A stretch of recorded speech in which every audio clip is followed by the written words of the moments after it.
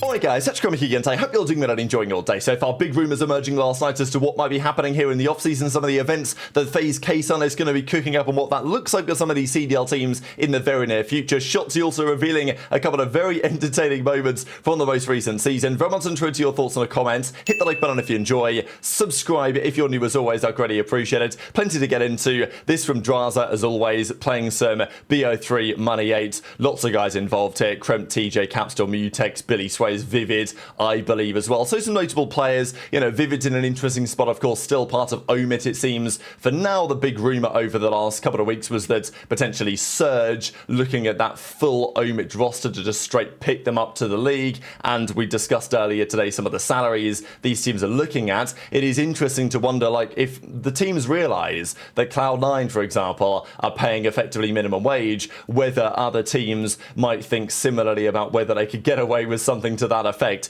Now, this is Black Ops 3, and obviously we got to talk about it because it's Black Ops 3. Did wonder what you guys think about some of these maps and whether they could return to competitive Call of Duty. We talked about the Black Ops 2 maps in due course. We know that Yemen's coming back. We know that Raid and Hijacked and, of course, Express are coming back as well. There were rumours that maybe Meltdown is coming back, but it's a little bit unclear exactly what that additional map might be. But there are going to be a handful of Black Ops 2 maps returning to Black Ops 7. That is very clear. There may also be one or two Black Ops 4 maps coming back. There was a rumour about Gridlock potentially coming back as well, and maybe some other things here or there. So there were also talks about whether BO3 maps could make a return. Are any of these going to be viable for Black Ops 7? Look, they gave it a go with Fringe on Black Ops 6, and some of these maps are just a little bit too jetpacky to make work in BO7.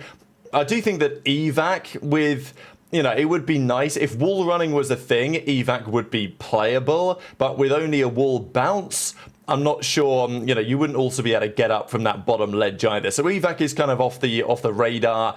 Breach, again, because of all the wall running, probably won't work. Fringe is one that could. Like, you guys will always know, in my opinion, that Stronghold should come back. I thought Stronghold was great. That would work. Boots on the ground, that would work for BO7. It would just need a couple of changes, like a couple of ledges, or on the outside wall run bit up to the top mansion, there would just need to be another way to, you know, like a ramp or something to get up there. Like, with a couple of changes, Stronghold would work. Redwoods, again, it largely worked because of the wall running. Infection is definitely a solid map that could be considered, but getting up to that top rock without the jetpack's probably not going to happen.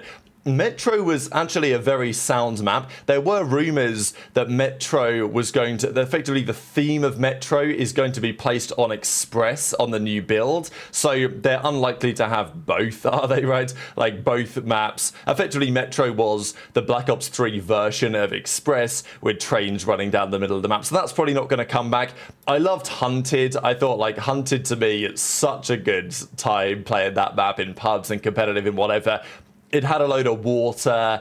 That, you know, jetpacks are pretty important to get out of the water to get up to the site. So unfortunately, the more I look at this, the more I think, well, the chances of many of these maps returning for a boots on the ground game relatively slim. But I do think that Stronghold is worth heavy consideration. With a couple of tweaks, that'd be very viable. So it would be nice, I just think, to see, you know, some BO2 maps, some BO3 maps, maybe just one BO4 map come back. Even Black Ops 1, you know, I'd like to see a map like Grids or something like that return. Maybe WMD comes back again. We've seen that before. Havana, maybe. God, what a great time in Call of Duty and some of the maps that we've not had over the last few years. Now, just a quick follow-up on the situation with FaZe, and this is going to tie into what Kaysan has to say in a second here. But the other day, Atlanta FaZe say, yo, I did see some talk about, oh, are they getting Yoda King, right? Is Illy coming in? Is FaZe Illy for next season on the bench or something, or on the starting team? They've not yet, as a recording, confirm what their roster is going to be. Maybe that's going to happen relatively shortly. But we know that FaZe are rumoured to be potentially hosting this year's World Championship. Certainly rumoured to be going to Vegas. FaZe Vegas is a serious rumour. They may not host champs in Vegas, but it's absolutely a possibility. And given that OpTic and Toronto have been important organisations in COD over the last, obviously, 5 years, right? Since, I mean, OpTic much longer than that, but in the entire CDL era, OpTic, Toronto and FaZe, and among others, have been some of the key players players, it would kind of make some sense, if possible, for OpTic to host champs in 24, Toronto to host champs in Kitchener in 25, and then FaZe to host champs in 26. I think it would kind of make a fair bit of sense if FaZe are actually going to do that, and also what their logo is going to be, because if they do move to Vegas, this is their trademark application, but doesn't necessarily mean they have to run this logo. A lot of the fans over the last few days have come up with various ideas, some of which terrible, some of which slightly better.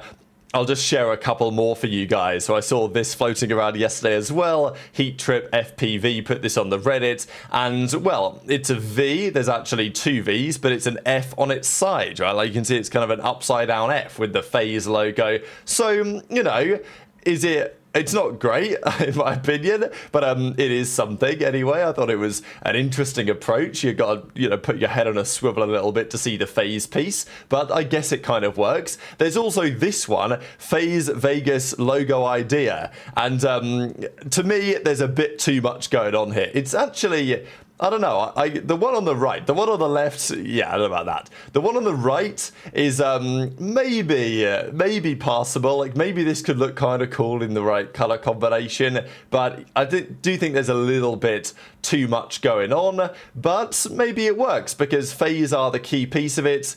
It's not especially like circular, right? Like, it's a little bit of a funny shape, this logo, which is probably, you know, not ideal. Usually people tend to like the logo to either be circular or actually to be horizontal rather than this is effectively vertical. But yeah, interesting idea. Intrigued to your thoughts on the cos, but actually this was from Head Trip as well. I think I said his name wrong on the last one. But anyway, that's that. And some discussion as well from, let's say, some of the FaZe fans in Georgia that, like, damn, they didn't host an event for the last several years when they were killing it in the league in Georgia, in Atlanta, and now they're moving to Vegas. They're going to do it, but we don't know if that's going to happen quite as of yet. The other thing to mention on the FaZe side is what Kaysan's had to say. So I saw this floating around. The FaZe guys were playing in that LAN tournament we mentioned earlier today. Kaysan, you know, this guy loves esports, right? Like, he's right there. He's standing behind the guys. He's watching. He's locking in. And I thought it was cool to see, right? He loves these FaZe esports teams and programs so much. And it's great to see, like, his contribution that he's made. I think early days people were roasting Kaysan, saying, oh, this guy, he doesn't know anything about Call of Duty and all this. But look, if you've ever met the guy, like, his heart on this stuff is very much in the right place. He lives and breathes this, and he's been a real great asset, I think, to the scene since he's coming over the last couple of years. And to double down on that, he mentioned this in a Twitch chat last night, that apparently he's looking to throw 3 COD tournaments between October and November. So last year, you guys remember, right at the start of Black Ops 6, he did the Kaysan Invitational. I think it was like $50,000 tournament. Thieves ended up taking the win. I think Cloud9 got invited to that, which is pretty funny to think about in HyDra. I think it was Thieves, FaZe, and OpTic, right? I think Thieves won it, Cloud9 bombed out, but I think it was, yeah, Thieves, OpTic, FaZe, and Cloud9 in that order in terms of results, but Kaysan's looking to run it up again, and we know that Hitch and the off-season stuff that they do on Black Ops 2, maybe that's going to happen again, maybe on a different game. We'll see what they cook up this year, but it's always interesting, some competitive Call of Duty in the off-season. Kaysan, Zuma, and others know that. Of course, the Zuma World Cup unfortunately got delayed because the game was broken. Hopefully they can find an appropriate date to run that back again. But the COD fans obviously always begging for more content to happen, because the reality is the CDL does not last as long as it should. You know, the channel that I cover Formula 1 on, Formula 1 sometimes has a dead few weeks when there's no races, but the reality is that the Formula 1 season begins in the middle of February with testing a lot of the time. The first race is in March, and the last race is near enough at Christmas. And then after Christmas, there's all the talk about next year's cars. So the Formula 1 news cycle never really ends. And that is the case for, like, most mainstream sports, that there's just a lot going on and a lot of coverage. Unfortunately, in esports in general, especially Call of Duty, the season lasting from, I mean, December, if we're being generous, till like June, is effectively half the year. And it means that for the other half of the year, the community has to kind of come together and do their own thing to try and put some events on that the community is salivating for. But Kaysan to run 3 COD tournaments, at least that's his plan, over October and November. Thought that was great to hear about, but also got a couple of other clips to share, especially here from Shotzzy and some of the leaked comms that he gets into in some of their scrims in the most recent season. Stage one blue look like. Okay, I'm gonna streak. Did you say Kismet? Kismet? One stage one blue look like. Okay, I'm gonna streak. This Oh, Vegas is actually coming. Johnny's the best blue exit player of all time. He's probably stage with a corner. The best. In blue, Johnny. I'm streaking up spawn. Get down to control maybe if you can, Bruce. Gotcha. Crouch. What the fuck is that? Front office. Out of control. Okay, I'm streaking out. He ran court. I'm trying to pick it up. Alright, one running down there. In the back. I got the guy back spawn. I got one. Well, you actually found it, Byron? Or Behind him. What the fuck? Wait, It's SWAT. He reads that. SWAT guy. I can't even see my screen. Am I fucking gay? So, I think Yo, what? Is that Rogue? Shit on. Yo, push out her. He did the Snoopy. Shit on. I'm gay, dude. I can't even see my screen. Am I fucking gay? So, I think I'm gay, dude. I'm trying to point. Girls or something. Shit on. Yo, push out her. He did this. Oh my god. That is so funny. Alright, this might be a little too... Chad, is that Rogue? Be honest. Done, at least in my eyes. Because like playing with someone is... You can't really see what they... Because you're not playing against them. But like rewatching our matches and just like playing with them, right? The biggest thing that I realized with Kyler is that his comms were like his biggest trait as a player, and then on top of that, the way that he plays the game as well. I feel like this game really suited him, and he kind of just like abused it and just like always adapted throughout the entire year. No bullshit. Like he never got complacent and never switched his playstyle. Like he was always adapting to anything new, and he was always stealing shit too. That's like one thing that like is super typical about him. He would always do VOD and like he would randomly tell me like, yo, man, like I saw you do this shit, and like hearing your teammate actually like see what the fuck you're doing and steal shit from you. Oh my god, that was dirty. Not gonna lie.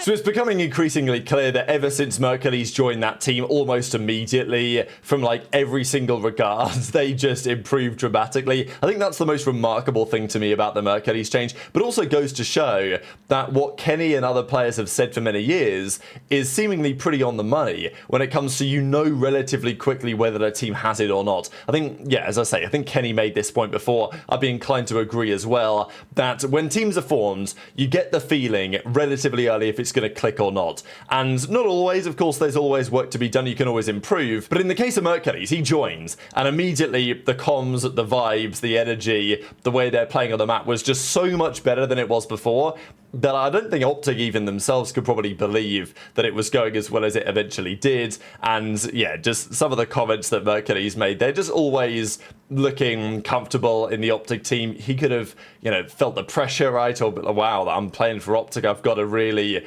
be super serious and everything, but clearly was not the case, and it worked out very well for them. And with teams that don't work, it's like if it doesn't work immediately, it's probably never going to work. Obviously, that's not always the case, but there is, I would say, some value in that. Just the final thing to mention as well, I thought was interesting that 5 years ago, a couple of days ago, was the All-Star Weekend in 2020, and Cellium won it. I think he beat Clayster in the finals. And there is a question on this, right? Because the last few years, we've not, I think Cold War, we might have done it. We did like the 1v1 thing again. But for the last few years, they've not done this. And they used to do the All-Star Weekends. There was a 1v1 challenge. I was playing Clay here in the finals.